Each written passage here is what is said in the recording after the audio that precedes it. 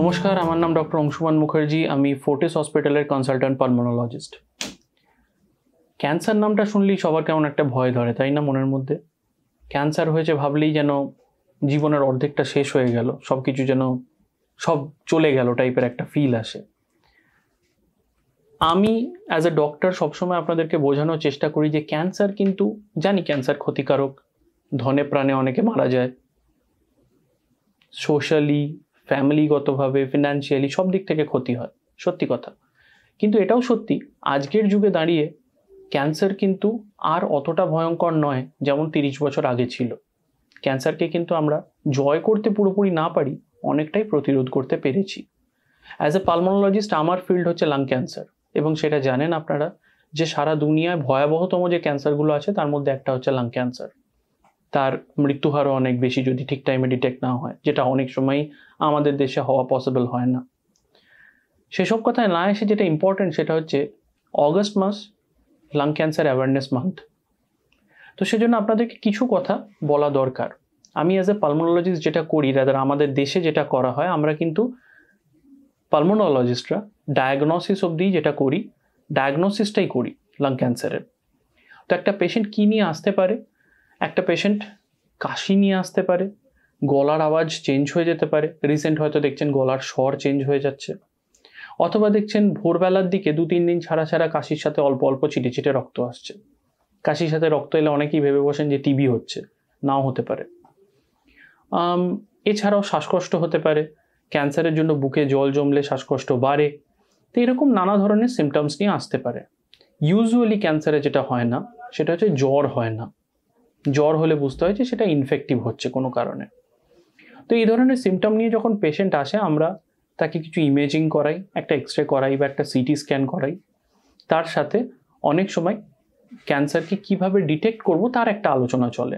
অর্থাৎ সেটা বাইরে থেকে এফএনএসি করব বা ট্রুকার্ট বায়োপসি করব, নাকি ভেতরে ঢুকে ব্রঙ্কোস্কোপির মাধ্যমে শ্বাসনালীর ভেতরটা দেখব, সেটা নিয়ে একটা তুল্যমূল্য আলোচনা চলে ডাক্তারদের মধ্যে, এবং সেই অনুযায়ী একটা সিদ্ধান্ত নেওয়া হয়। এখন এই ব্রঙ্কোস্কোপি করে আমি ধরুন দেখলাম যে শ্বাসনালীর মধ্যে একটা টিউমার রয়েছে। তো এই টিউমারটাকে আমি ডিটেক্ট করলাম, বায়োপসি করলাম, সেখান থেকে বেরোলো যেটা ক্যান্সার।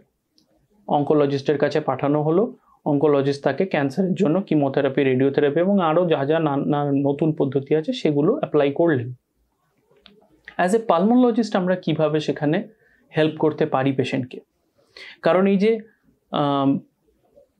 কিমোথেরাপি বা রেডিওথেরাপি হবে, তার তো একটা টাইম ফ্রেম আছে, সেটা তো একটু কিছু সময় লাগবে। ক্যান্সারটা ছোট হতে সময় লাগবে। যার ধরুন শ্বাসনালী অলরেডি বন্ধ এবং পেছনের অংশে, শ্বাসনালীর যে অংশ বন্ধ তার পেছনের জায়গাতে কফ জমতে থাকছে, নিউমোনিয়া হচ্ছে, জ্বর আসছে, যেটার কথা আমি একটু আগে বলছিলাম, তাকে আমি কিভাবে রিলিফ দেবো? তো এখানে একটা বিশেষ ধরনের টেকনিক অ্যাপ্লাই করা হয়, যেটাকে বলা হয় হট অ্যান্ড কোল্ড টেকনিক। তো হট অ্যান্ড কোল্ড টেকনিক কীরকম? হট টেকনিক মানে লেজার দিয়ে জায়গাগুলোকে পুড়িয়ে দেওয়া হয়। It's called argon laser photocoagulation বা এপিসি সহজ কথায়। আর আরেকটা হচ্ছে কোল্ড টেকনিক, সেটা হচ্ছে ক্রায়োথেরাপি। তো ক্রায়ো কি জিনিস? একটা প্রোব থাকে, সেই প্রোবের মাথায় একটা ক্রায়ো টিপ লাগানো থাকে। এবার -80 ডিগ্রি সেন্টিগ্রেডে যদি কার্বন ডাইঅক্সাইডকে তার মধ্যে দিয়ে চালনা করা হয়, তাহলে আশেপাশের জলীয় জিনিস যা থাকবে সেগুলো ওই ক্রায়ো প্রোবের মাথায় আস্তে আস্তে আটকে যায়। মনে রাখতে হবে যে টিস্যুতে জল আছে সেই টিস্যুর ওপর ক্রায়োথেরাপি করা অনেক ইজি। তাহলে আমি টিউমারের মধ্যে যখন এই ক্রায়ো প্রোব ঢোকাবো এবং এই ক্রায়োথেরাপি অ্যাপ্লাই করব, তখন জায়গায় ওই ক্রায়োথেরাপির প্রোবের ওপরে আস্তে আস্তে টিউমার টিস্যু আটকে যাবে। আমি যদি সেটাকে বার করে আনি, তাহলে সেটাকে টিউমার ডিবাল্কিং করা যাবে। অর্থাৎ টিউমারটাকে আস্তে আস্তে মাংসগুলোকে কেটে কেটে কেটে কেটে বার করে আনা যাবে। তাহলে আগেকার মতো বড় সার্জারিতে না গিয়ে পেশেন্টকে ঘুম পাড়িয়ে ক্রায়োথেরাপির মাধ্যমে এবং জায়গায় জায়গায় আর্গন ফটোকোয়াগুলেশনের মাধ্যমে, অর্থাৎ হট অ্যান্ড কোল্ড টেকনিকের মাধ্যমে আমরা কিন্তু এই শ্বাসনালীটাকে ধীরে ধীরে টিউমার মুক্ত করতে পারি।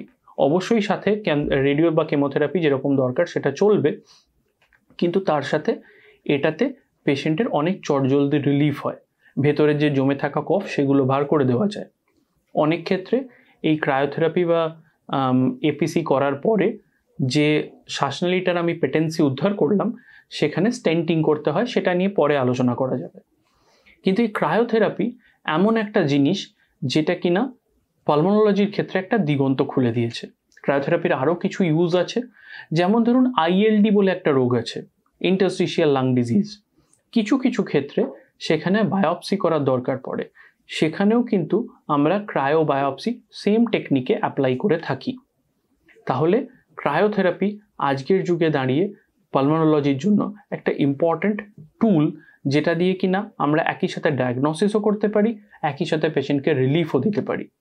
আবারও বলছি, লাং ক্যান্সার অ্যাওয়ারনেস মান্থ বলে ভয় পাবেন না। ভয় কিন্তু আপনাকে অনেকটা পিছিয়ে দেবে একটা চিকিৎসার ক্ষেত্রে। আপনি তাড়াতাড়ি আপনার পালমোনোলজিস্ট এবং অঙ্কোলজিস্টের সাথে কথা বলুন, নির্ভয়ে নিঃসন্দেহে এই যে ধরনের অ্যাডভান্সড থেরাপিগুলো আমরা করতে পারি সেগুলো করান। তাতে কিন্তু গিয়ে আপনার কোয়ালিটি অফ লাইফ অনেক ভালো হবে। কত দিন বাঁচলেন তার থেকেও ইম্পর্টেন্ট কত ভালো করে বাঁচলেন, সেটা হওয়াটা দরকার। নমস্কার।